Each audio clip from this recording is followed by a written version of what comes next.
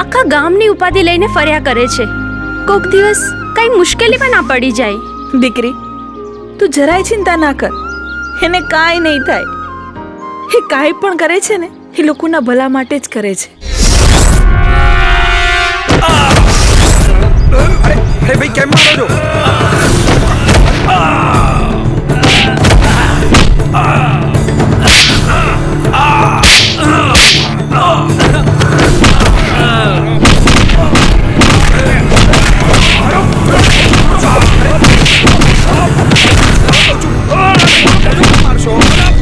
તારી આટલી હિંમત કે તું અમારા વિરુદ્ધ ફરિયાદ કરીશ?